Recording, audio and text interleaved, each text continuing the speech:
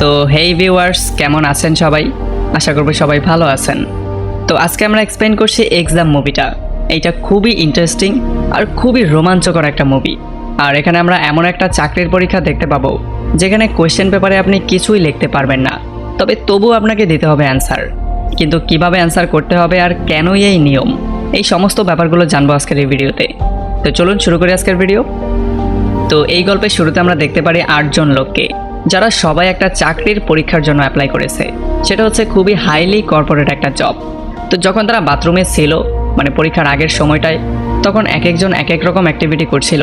কেউ নিজেকে মোটিভেট করার ট্রাই করছিল, তো অন্যদিকে কেউ সাজুগুজু নিয়ে ব্যস্ত ছিল। আর এরপরে যখন তারা সবাই এক্সাম হলের মধ্যে আসে, তখন তারা দেখতে পারে এখানে আলোর অভাব, মানে এখানে ততটা পর্যাপ্ত আলো নেই যতটা একটা এক্সাম হলে থাকার কথা। তবে এখানে বসার ব্যবস্থা খুবই সুন্দর ছিল, আর যাতে করে কেউ চিটিং করতে না পারে সেই জন্য এখানে ক্যামেরাও লাগানো ছিল। আর যখন সমস্ত ক্যান্ডিডেট এখানে বসে পড়ে, তখন এখানে একটা গার্ড আসে, আর সেই গার্ডের কাছে গানও ছিল। আর এই গান দেখতে পেয়ে তাদের সবার হালুয়া টাইট হয়ে গিয়েছে।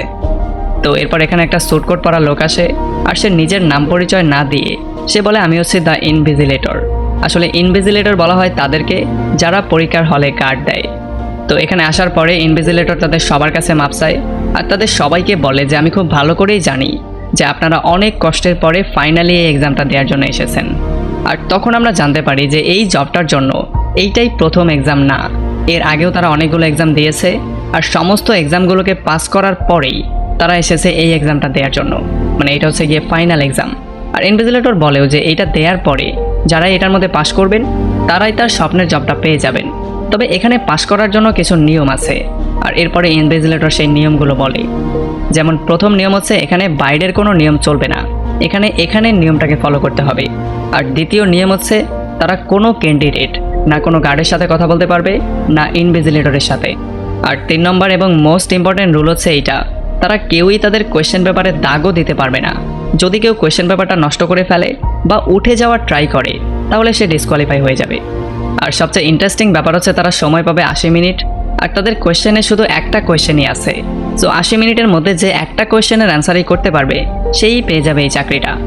আর এরপরে ইনভিজিলেটর তাদের সবাইকে জিজ্ঞেস করে যে যদি কারো মনে কোনো কোয়েশ্চেন থাকে তাহলে সেটা এখনই আমাকে জিজ্ঞেস করো। তবে কেউ কোনো কোয়েশ্চেন জিজ্ঞেস করে না। তো এই জন্য ইনভিজিলেটর টাইমারটা অন করে দিয়ে সেখান থেকে বেরিয়ে চলে যায়। তো এরপর যখন এক্সামটা শুরু হয়ে যায়, তখন সমস্ত ক্যান্ডিডেট তাদের পেপারগুলোকে খুবই ভালো করে চেক করে, তবে তারা কোথাও কোনো কোয়েশ্চেনই পায় না। তো এই জন্য তারা গাধার মতো একে অন্যকে দেখা শুরু করে।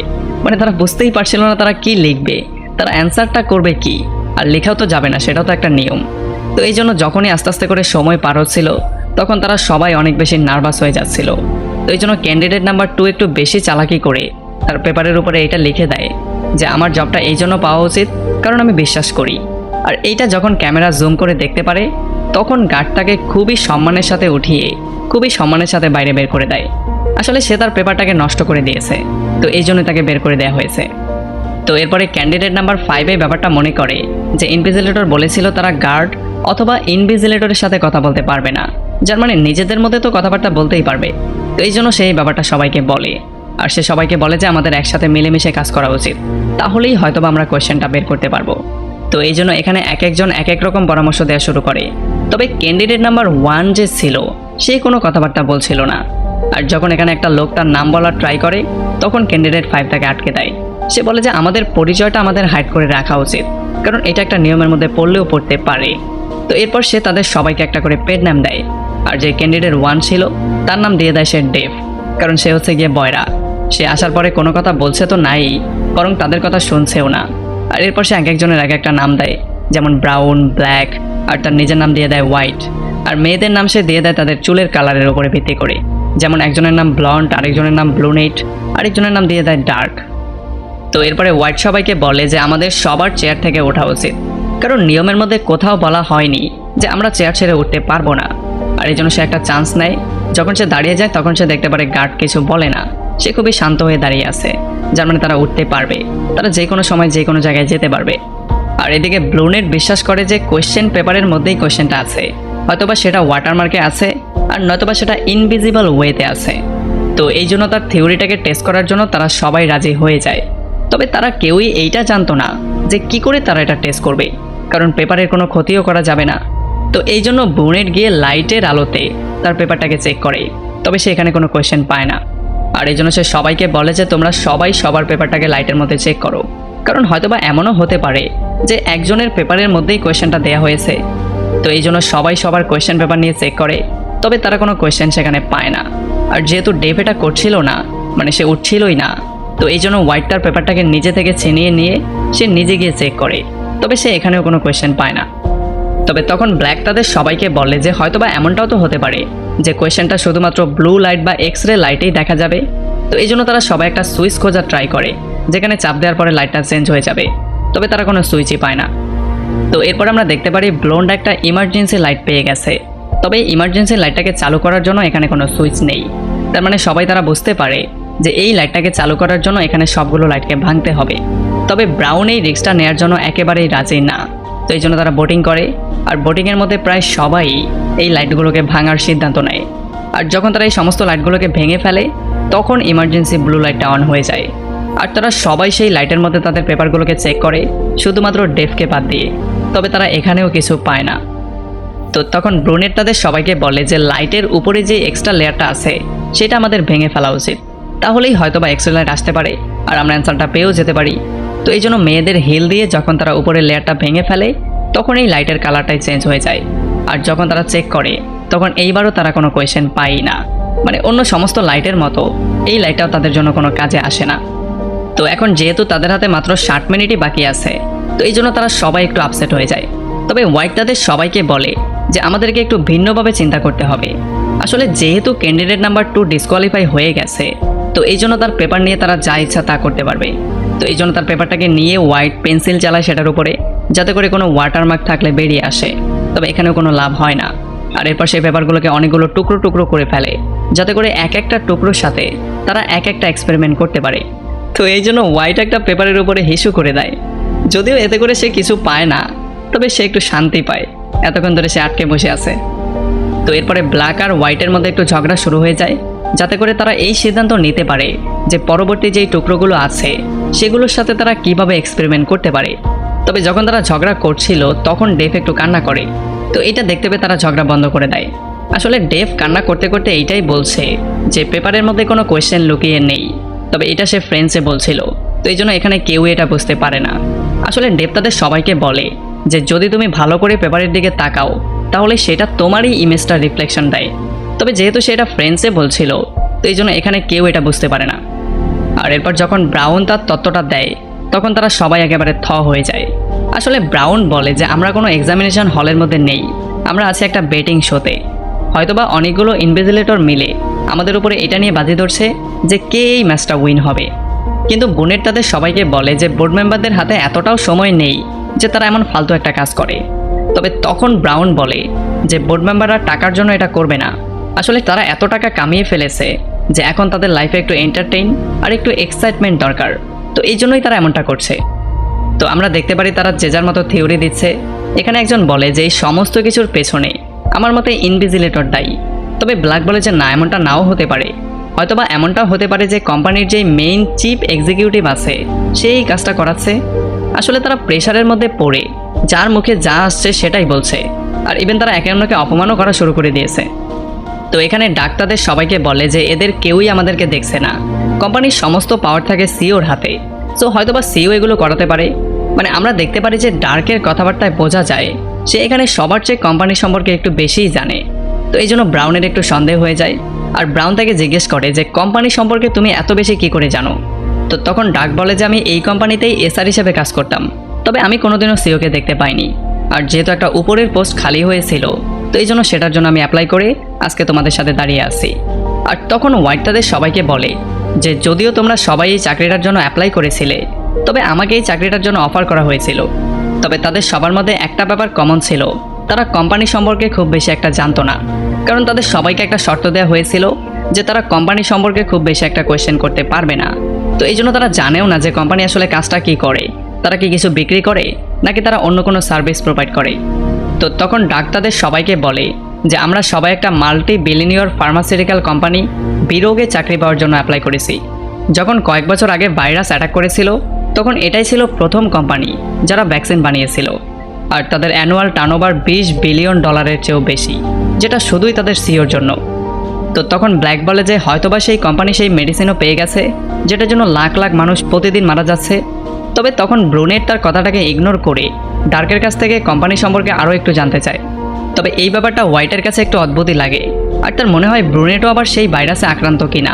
তবে ব্রুনেট তাকে সরাসরি না করে দিয়ে এই ব্যাপারটাকে এখানে শেষ করে দেয়। আর এরপরে সবার দৃষ্টি তার দিকে আকর্ষণ করে তাদের সবাইকে সে বলে যে আমার মাথায় একটা বুদ্ধি এসেছে। আর এরপর সে গার্ডের সামনে আসে, তার পকেট থেকে একটা লাইটার বের করে উপরে ফায়ার অ্যালার্মের দিকে তাকানো শুরু করে। আর এটা দেখতে পেয়ে ব্ল্যাক বুঝতে পারে যে যখন সে ফায়ার অ্যালার্মটা অন করবে তখন এখানে বৃষ্টি শুরু হয়ে যাবে। আর সে বলে যে যদি এই পেপারের উপরে পানি পড়ে তাহলে হয়তোবা এই পেপার থেকে আমরা সব কিছু দেখতে পারবো। কিন্তু যখন ব্রুনেট সেই ফায়ার অ্যালার্মটা অন করতে উপরে ওঠে তখন তার হাত সেই ফায়ার অ্যালার্ম পর্যন্ত যাচ্ছিল না। তো এই জন্য হোয়াইট একটা পেপারকে ফোল্ড করে তাকে দেয়, আর যখন সে সেটাকে আগুন ধরিয়ে ফায়ার অ্যালার্মটাকে অন করে দেয় তখন এখানে বৃষ্টি শুরু হয়ে যায়। তবে এই বৃষ্টির পানি পড়ার পরেও তারা কোয়েশ্চেন পেপারের মধ্যে কোনো কোয়েশ্চেনই পায় না। আর তখনই হঠাৎ করে গার্ড তাদের দিকে আসা শুরু করে। আর যখন ব্রুনেট সেই পেপারটাকে খুলে সে দেখতে পারে এটা তারই পেপার। আসলে হোয়াইট তার সাথে চিটিং করেছে যাতে করে কম্পিটিশন সে কমাতে পারে। তো এই জন্য সে তারই পেপারটা দিয়েছে যাতে করে সে জ্বালাতে পারে। আর এই জন্য গার্ড আবারও তাকে সসম্মানে সেখান থেকে বের করে দেয়। তো এই ব্যাপারটার জন্য ব্ল্যাক হোয়াইটের উপরে একটু বেশি রাগ করে, আর সে রাগের মাথায় লাইট আউট বলে দেয়। আর এই জন্য সমস্ত লাইট বন্ধ হয়ে যায়। আর এইটা দেখার পরে তারা সবাই বুঝতে পারে যে ভয়েস কমান্ডের সাহায্যে লাইটকে কন্ট্রোল করা যেতে পারে। তো এরপর আমরা দেখতে পারি ডেভ কান্না করা শুরু করে, আর এই সুযোগটা নিয়ে হোয়াইট গিয়ে তাকে আরও একটু বিরক্ত করে। আর এরপর সে জোর করে তার নিজের পেপারটা নিজেকে খাইয়ে দেয়। আর এই জন্য ডেভও এলিমিনেট হয়ে যায় আর তাকে এখান থেকে বের করে দেওয়া হয়। যার মানে আমরা দেখতে পারি 8 জন ক্যান্ডিডেটের মধ্যে এখন শুধুমাত্র 5 জনই টিকে আছে। তো আমরা দেখতে পারি এই সমস্ত ব্যাপারগুলোতে ব্ল্যাক হোয়াইটের উপরে একটু বেশি রেগেছিল। তবে হোয়াইট তাদের সবাইকে বলে যে আমার উপরে রাগ করার চাইতে তোমাদের আমাকে থ্যাংক ইউ বলা উচিত, কারণ আমার জন্যই কম্পিটিশন কম হয়েছে। আর তার মতে সে জানে যে কোয়েশ্চেনটা আসলে কি, তবে সে কাউকে বলার জন্য না করে দেয়। তো এই জন্য ব্ল্যাক এখানে প্রচণ্ড রাগ করে আর সে তার মুখের মধ্যে একটা পাঞ্চ করে দেয়। তো এই জন্য এখানে হোয়াইট বেহুশ হয়ে যায়। আর তারা সবাই মিলে তাকে জোর করে একটা চেয়ারের সাথে বেঁধে তার মুখটাকে বন্ধ করে দেয়। তো এর একটু পরে যখন হোয়াইট জ্ঞান ফিরে পায় তখন সে কিছু একটা বলার ট্রাই করছিল। তো এই জন্য ডাক্তার মুখ থেকে পটিটা সরিয়ে দেয়। আর হোয়াইট তাদের সবাইকে বলে যে আমাকে বেঁচে থাকার জন্য একটা পিল নিতেই হবে, তো জলদি করে আমাকে একটা পিল দাও। আসলে হোয়াইট ছিল ভাইরাসে ইনফেক্টেড, সো এই জন্য তাকে বেঁচে থাকার জন্য একটা করে পিল নিতেই হয়। তবে যদিও ব্ল্যাক তার কথায় বিশ্বাস করছিল না, কারণ তার মনে হচ্ছিল এইবারও সে মিথ্যা কথা বলছে, তবুও সে তার পকেটের মধ্যে এটা খোঁজার ট্রাই করে। তবে সে কোথাও এই পিলটা পায় না। আর তখন হোয়াইট বলে যে আমার মতে হয়তোবা কেউ আমার পিলটা চুরি করেছে। আর এই জন্য সে তাদের সবাইকে বলে যে যদি তোমরা বলে দাও আমার পিলটা কোথায় আছে তাহলে আমিও বলে দেব যে কোয়েশ্চেনটা আসলে কি। তবে এইটা বলার একটু পরে সে বেহুশ হয়ে যায়। যদিও অনেকের মনে হচ্ছিল সে নাটক করছে, তবে যখন ব্ল্যাক তাকে একটু ভালো করে দেখে তখন সে বুঝতে পারে যে না, সে সত্যিই ভাইরাসে ইনফেক্টেড। তো এই জন্য তারা যে যার পকেটের মধ্যে তার পিলটাকে খোঁজার ট্রাই করে। আর তখন এদিকে আমরা দেখতে পারি তাদের হাতে মাত্র 15 মিনিটই বাকি আছে। আর তখন ডার্কের সন্দেহ হয় ব্রাউনের উপরে যে সেই হয়তোবা পিলটা লুকিয়েছে। আর সে দেখতে পারে এটা সত্যিও ছিল, সে তার টেবিলের নিচে পিলটা লুকিয়েছে। আর যখন সেই পিলটা হোয়াইটকে খাওয়ানোর ট্রাই করে তার আগেই ব্রাউন এসে সেই পিলটাকে ভেন্টিলেটরের মধ্যে ফেলে দেয়। আর এটা দেখার পরে ডার্ক একটু বেশি প্যানিক হয়ে যায় আর সে ইনভিজিলেটরের কাছে সাহায্য চাওয়া শুরু করে। যদিও কোনো সাহায্য আসে না, তবে গার্ডটাকে জলদি করে এখান থেকে বের করে দেয়। আর তখন আমরা দেখতে পারি ব্লন্ড তার সিপটেকিনের সাহায্যে সেখান থেকে পিলটা উঠায় আর এরপর সে হোয়াইটের লাইফটা সেভ করে। আর এমনটা করার সময় সে তার হাতগুলো খুলে দেয়। আর যখন সে একটু সুস্থ হয়ে যায় তখন এখানে সবাই তাকে সেই কোয়েশ্চেন আর সেই অ্যান্সার সম্পর্কে জিজ্ঞেস করে যেটা বলার ওয়াদা সে করেছিল। তবে হোয়াইট এখানে বলে যে এখানে কোনো অ্যান্সার নেই, এখানে অ্যান্সার হচ্ছে গিয়ে তুমি, কারণ যখন থেকে আমরা এখানে এসেছি তখন থেকে আমরা কোয়েশ্চেনটাকে খোঁজার ট্রাই করছি। তবে এখানে না আছে কোনো কোয়েশ্চেন আর না আছে কোনো অ্যান্সার, এখানে শেষ পর্যন্ত যেই টিকে থাকবে সে হচ্ছে অ্যান্সার। আর তখন তাদের মনে পড়ে যে ইনভিজিলেটর বলেছিল তারা গার্ডের সাথে কথাবার্তা বলতে পারবে না, তবে গার্ডের সমস্ত জিনিস তো তারা ইউজ করতে পারবে, কারণ এটা তো আর বলা হয়নি। তো এই জন্য তারা দৌড়ে গিয়ে তার গানটাকে ধরার ট্রাই করে। তবে তখন হোয়াইটকে সরিয়ে দিয়ে ব্ল্যাক সেই গানটা নিয়ে নেয়। যদিও ব্ল্যাক তাদের সবাইকেই পয়েন্ট করেছে, তবে সে ওয়াদা করেছে সে কোনো শ্যুট করবে না। কিন্তু তখন আমরা দেখতে পারি হোয়াইট ব্ল্যাককে মেরে তার থেকে সেই গানটা নিয়ে নেয়। তবে যখন সে গানটা দিয়ে সবাইকে শ্যুট করার ট্রাই করছিল তখন সে দেখতে পারে এই গানটা দিয়ে শ্যুট করার জন্য গার্ডের ফিঙ্গারপ্রিন্টের দরকার পড়বে। তো এই জন্য সে জলদি করে গার্ডের হাতের সাহায্যে তাদের সবাইকে পয়েন্ট করে। আর সে তাদের সবাইকে বলে যে আমি তোমাদের কাউকে শ্যুট করব না, তবে জলদি করে এখান থেকে তোমরা স্বেচ্ছায় বেরিয়ে যাও, আর নয়তো কিন্তু আমি সবাইকে মেরে ফেলবো। তো ব্রাউনও তার জীবনটাকে সেভ করার জন্য বেরিয়ে চলে যায়, আর আমরা দেখতে পারি ব্লন্ডও তার জীবনটাকে সেভ করার জন্য বেরিয়ে চলে যায়। তবে যাওয়ার আগে সে লাইট আউট বলে চলে যায়। আর যখন এখানে লাইট আউট হয়ে যায় তখন হোয়াইট একটু বেশিই ঘাবড়ে গিয়ে এখানে এলোপাতাড়ি শ্যুট করা শুরু করে। যদিও ব্ল্যাক লুকানোর ট্রাই করছিল, তবে সে এত বেশি গুলি করে যে সে আর লুকিয়ে থাকতে পারে না। আর যখন এখানে লাইট চলে আসে তখন হোয়াইট দেখতে পারে যে ব্ল্যাক মাটিতে পড়ে আছে আর তার বুকের মধ্যে একটা গুলিও লেগেছে। আর যখন এরপরে হোয়াইট চারপাশে তাকায় তখন সে দেখতে পারে ব্লন্ডের একটা পা এখনও রুমের মধ্যেই আছে, আর সে তাকে শ্যুট করার ট্রাইও করছিল। তবে তখনই এখানে সময়টা শেষ হয়ে যায়। আর এরপরে হোয়াইট ক্যামেরাতে গিয়ে ইনভিজিলেটরকে বলে যে আমি এই গেমটা জিতে গেছি। তবে তখন এখানে গার্ড চলে আসে, আর গার্ডটাকে তার ঘড়িটা দেখায় যেখানে এখনও 23 সেকেন্ড বাকি আছে, যার মানে সময়ের মধ্যে ইনভিজিলেটরের সাথে কথা বলার জন্য এখন হোয়াইটও ডিসকোয়ালিফাই হয়ে গেছে। আর তখন আমরা দেখতে পারি শুরুর দিকে যখন তারা সবাই একে অন্যের সাথে কথাবার্তা বলছিল তখন ঘড়ির এই টাইমারটাকে ডেভ একটু সামনের দিকে এগিয়ে দিয়েছিল। এখন এই রুমের মধ্যে শুধু ব্লন্ডি আছে। আর যখন সে ডিপের চশমাটাকে উঠিয়ে সেটা দিয়ে পেপারটাকে চেক করে তখন সে দেখতে পারে সেখানে লেখা কোয়েশ্চেন 1। আর তখন এখানে ডিপও চলে আসে, আর সে চশমাটাকে নিয়ে সে বলে যে আমি হচ্ছে এই কোম্পানির চিফ এক্সিকিউটিভ অফিসার। তবে সে এখানে পরীক্ষায় এই জন্য অংশগ্রহণ করেছিল যাতে করে সে সবার উপরে নজর রাখতে পারে। আর তখন এখানে ইনভিজিলেটরও চলে আসে, আর সে এসে বলে দেয় যে আসল কোয়েশ্চেনটা কী ছিল। আসলে যখন সে প্রথমেই সবাইকে জিজ্ঞেস করেছিল যে তোমাদের কোনো কোয়েশ্চেন আছে, তখন সেটাই ছিল কোয়েশ্চেন, মানে সে সবাইকে কোয়েশ্চেনটা বলে দিয়েছিল, সেটার অ্যান্সারই তাদের সবাইকে করতে হতো। এই পুরো টেস্টটা এই জন্য নেওয়া হয়েছে যাতে করে প্রার্থীদের ইন্টেলিজেন্স চেক করা যেতে পারে। আর যেহেতু ব্লন্ড এই পুরো টেস্টটা পাস করেছে, তো এই জন্য ডেভ তাকে তার পার্সোনাল সেক্রেটারি হওয়ার জন্য অফার করে। তবে ব্লন্ড এমন কোনো কোম্পানিতে কাজ করতে চায় না যারা ইন্টারভিউয়ের নাম করে এখানে মানুষকে মারে। তবে তখন আমরা জানতে পারি ব্ল্যাকের কোনো ক্ষতিই হয়নি, সে এখনও সুস্থ আছে। তাকে কোনো গুলি দিয়ে হিট করা হয়নি, তাকে হিট করা হয়েছে শুধু একটা ক্যাপসুল দিয়ে, এমন একটা ক্যাপসুল যেটা শরীরের মধ্যে যাওয়ার পরে যেই কোনো রোগকে ঠিক করতে পারে। আর যখন ব্লন্ড এটা শুনতে পারে তখন সেই চাকরিটাকে অ্যাকসেপ্ট করে নেয়। আর এমন একটা পয়েন্টে এই পুরো মুভিটা মানে এই ইন্টারেস্টিং একটা জার্নি এখানে শেষ হয়ে যায়। তো আমাকে কমেন্ট করে এইটা জানান যে আমি বলার আগে আপনি কি জানতেন কোয়েশ্চেনটা কী ছিল। আর যদি ভিডিও ভালো লাগে তাহলে অবশ্যই একটা লাইক করবেন, ভালো না লাগলে ডিসলাইকও করতে পারেন। আর কমেন্ট করে এই ব্যাপারটা অবশ্যই জানাতে ভুলবেন না। আর যদি আমাকে প্রথমবার শুনে থাকেন তাহলে অবশ্যই সাবস্ক্রাইব করবেন, কারণ এমন ভিডিও আমরা রেগুলার নিয়ে আসি। তো আমাদের দেখা হবে অন্য কোনো ভিডিওতে অন্য কোনো একদিন। Till then, take care.